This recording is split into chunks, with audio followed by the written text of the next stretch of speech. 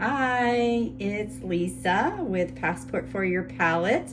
I am back this Sunday. Happy Easter to those of you celebrating Easter today, and happy Passover to our friends who are wrapping that celebration up. As mentioned, I said this week I was going to take a spin or try at making mumble, which was a treat that I enjoyed in New Zealand with my daughter, Veronica. However, Veronica did not get to try this treat because on the tour it was with wheat. So I'm actually going to make a gluten-free version. Fingers crossed. Let's see how this goes.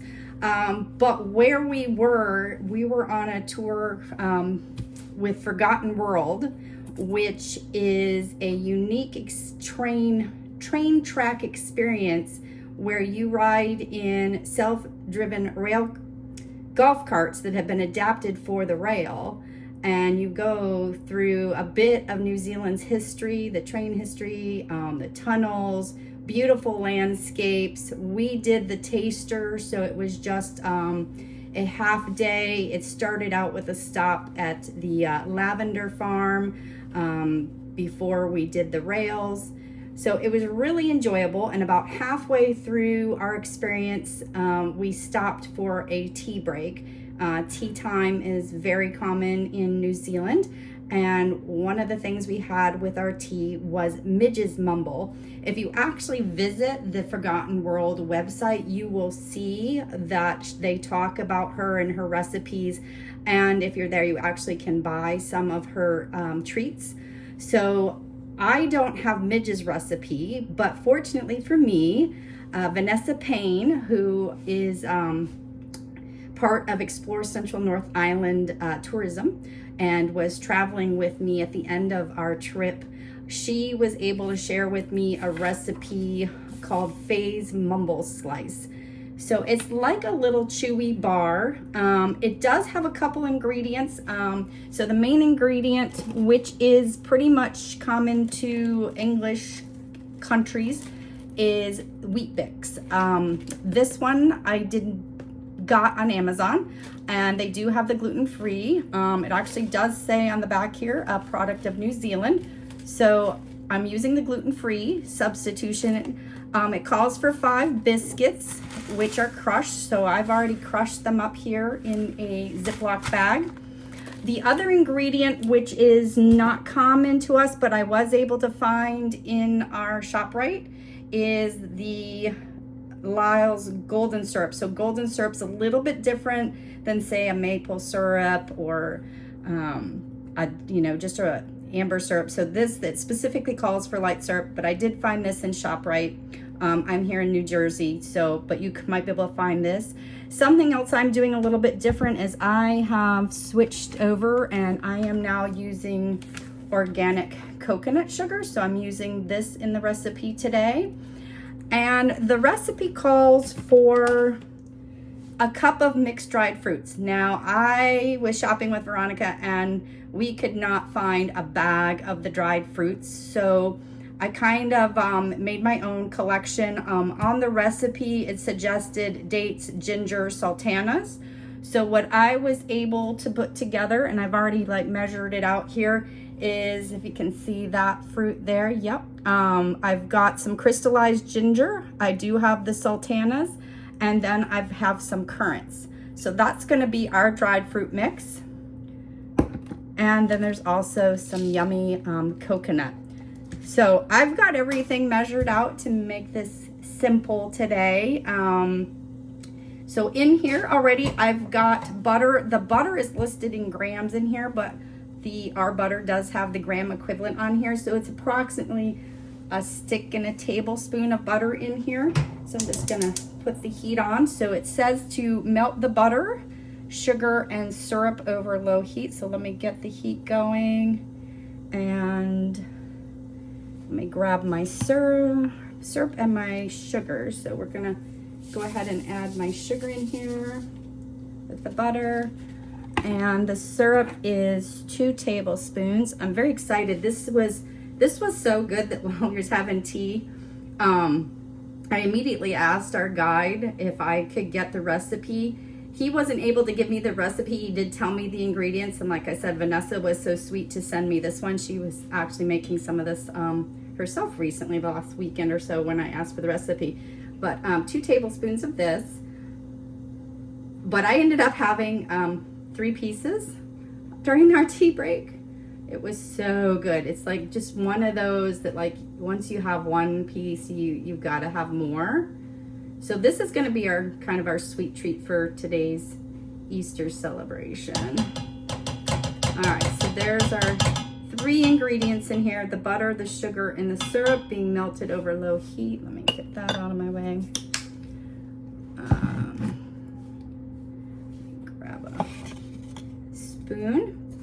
So, but yeah, so Forgotten World is good for all ages. It really, on our tour, we had a family with a child that was even still in a car seat, and they were able to put the car seat on the golf cart and, you know, all the way up. It is good if, like, say you have lower mobility level. For me, it worked out great because the day before we had done the hike over the volcano, the Tongariro crossing. Sorry, I always have a hard time pronouncing some of the Mari. But I needed that day to sit after doing 20 kilometers. Veronica thought it was great fun. One of her favorite things was the sheep, and we were lucky enough that was our roadblock or our traffic for the day. As they, so I got a cute little video. Eventually, I will pop that up on my socials. As you know, my regular day job, I am the owner of Boomerang Escapes, and you know, food just is a passion of mine, and that's kind of where this Passport for Your Palate came from, because food is also such a vital and important part of travel. I mean, it's part of their culture, and so like anywhere I go, I love to try you know, the native food, the whatever they would eat regularly. It just makes more of the trip. So this is slowly coming together. Here's my buttermilk. And everything's gonna get mixed right in this pot. At first I had a bowl out, and I was kind of surprised as I finished reading through the recipe that I'm gonna be adding everything right to this pot. And then it's gonna get pressed over here to my left that you can't see right now. I have a baking sheet with parchment paper in it because we're going to end up pressing this in there. It smells good. It's too bad the camera doesn't have smell vision for you.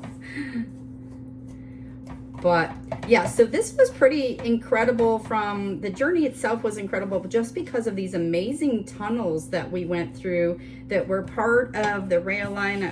Just a second, I wrote it here. So it was the old Stratford-Okahukura railroad, and these tunnels, we went in one tunnel near the end, one of the longest tunnels, and it might have been the longest one of the trek, and turned all the lights out on the golf carts and everything, and literally it's so dark that your eyes don't adjust. There is no adjustment. So it's very fascinating to think of the time when all of these things were built and engineered before the things we have today. And you know, of course, train travel was a very important part of history for getting supplies and food and things to everywhere. So this is almost melted. So this recipe, I'm gonna put all my story, the story about Forgotten World and the recipe, probably in my blog next week or the week after. I am traveling next week to Australia. So, but there will be a link. I'll actually link this, this particular one in the comments later, below the video. So you'll be able to give it a go if you want. This one is available online that I'm doing a rendition of. And like I said, I don't have midges. I bet I could probably ask them. So we've got this melted. Now it calls for 1 beaten egg. So I've already got my egg right here, as you can see. And we're gonna add my egg in here.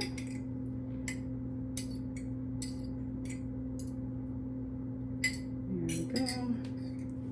And all the other ingredients. So that's gonna be my 1 cup of flour. And I'm using gluten-free flour here. So let's add the flour. And my 1 cup of coconut shreds. That's my coconut.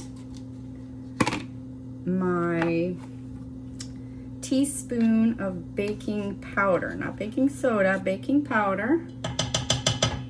Add that in there.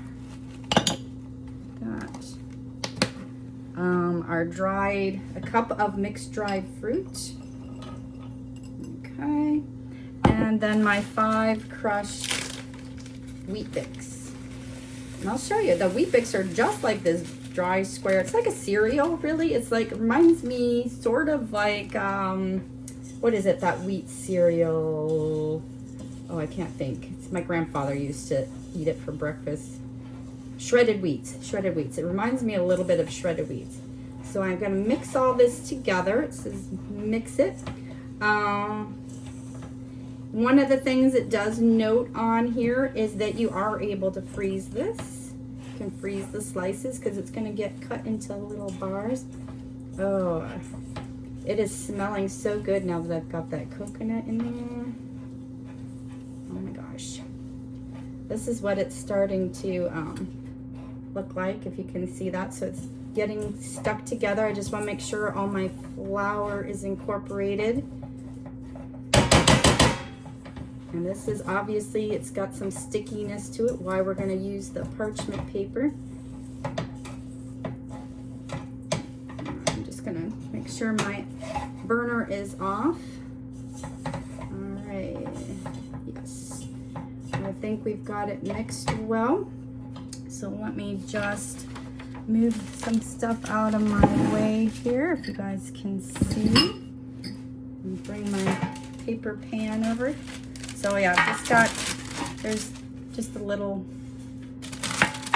and some parchment paper. Not really fitting very well. But you know, sometimes this is all trial and error. A couple weeks ago, I was doing a gluten-free chocolate chip banana bread, and this weekend, yesterday I think I posted, I made another loaf, and my second attempt at the gluten-free banana bread came out so much better. So sometimes, you know, I don't always hit a home run, but most of the time everything's edible. But I do like to recreate it. And Veronica, unfortunately, was diagnosed with celiac back in middle school. So I've learned to adapt a lot of our favorite family recipes over time to accommodate. And this is smelling good. So we're gonna get this all pressed. It's definitely sticky. Just swinging stuff around. All right. There we go.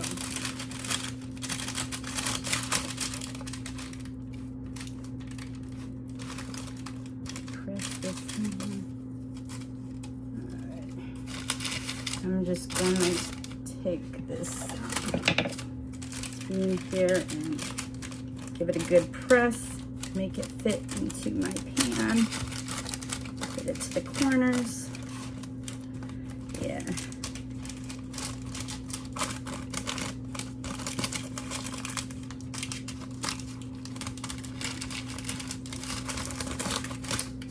And smooth it out a little bit.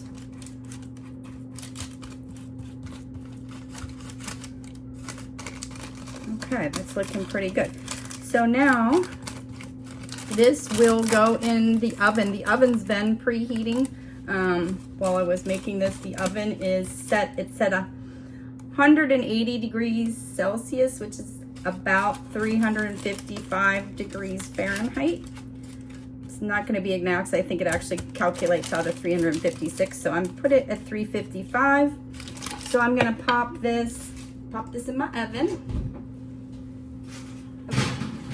Caught my wrist there. set the timer and I will be back shortly. All right, I'm back.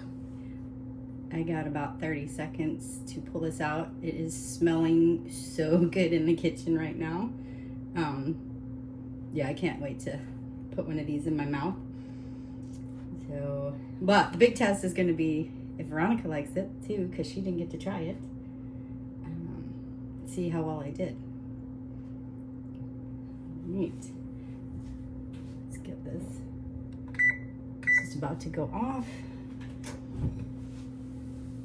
All right, it's looking pretty good here. Maybe grab a second mitt. So, can you see? Ooh, smell that? No, you can't smell it, but oh, it smells so good. We set it down. Now it says go ahead and slice these while it's warm. I'm debating here if I should use possibly the pizza cutter or a knife. Trying to see what's going to be best. Turn this off. I don't know if this is going to be deep enough. I'm going to give the pizza cutter a go.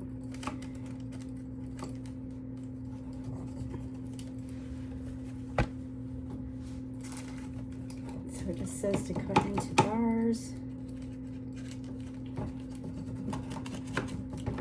I'm going to make these kind of generous size.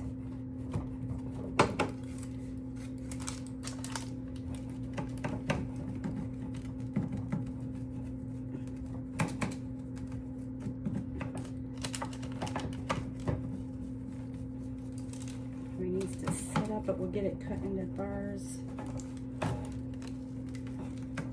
So I'm making, what do we have here, about 16 little individual bars. And I think I mentioned earlier that we you can freeze them. So now I've got my 16 little bars and I'm gonna give it a second to cool down. It's too hot to eat at the moment. So I'll be right, we'll be right back. Okay, so I took them out of the pan. I just lifted my whole sheet, almost dropped them there, to let them cool off.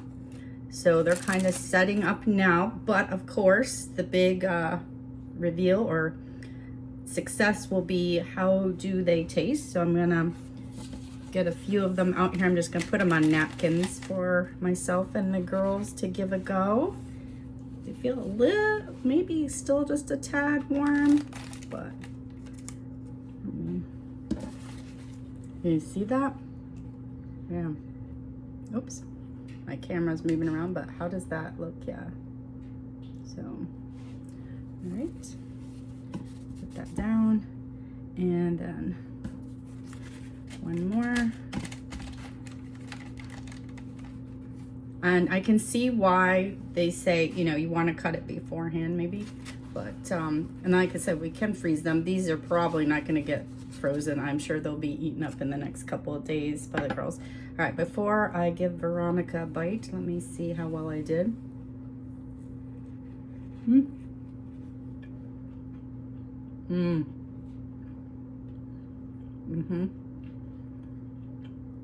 Not bad. Not bad for my first try at Mumble. Now you can see why it's Mumble, because I'm mumbling, right? Very good. All right, Veronica, I'm gonna call you in here. Let me have you give a bite to that. The taste test. The taste test. It's falling apart a little. Oh, it's still a little warm.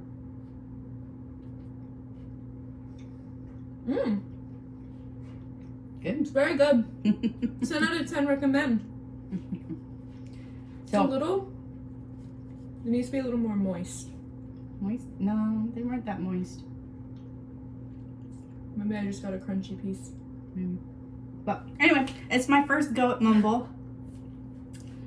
And being somebody who had the non-gluten-free version versus this gluten-free option that I did today, I'm giving myself 2 thumbs up on this little treat. The sister Greta I'm not going to get her on camera for you today, but I'm going to go take her one out to the balcony because it's absolutely gorgeous out here today. And I will see you all next time. Look for me to link, excuse me, look for me to link the recipe. Be sure you're following my Passport for Palate page. And look for more great treats from around the world. All right? Bye.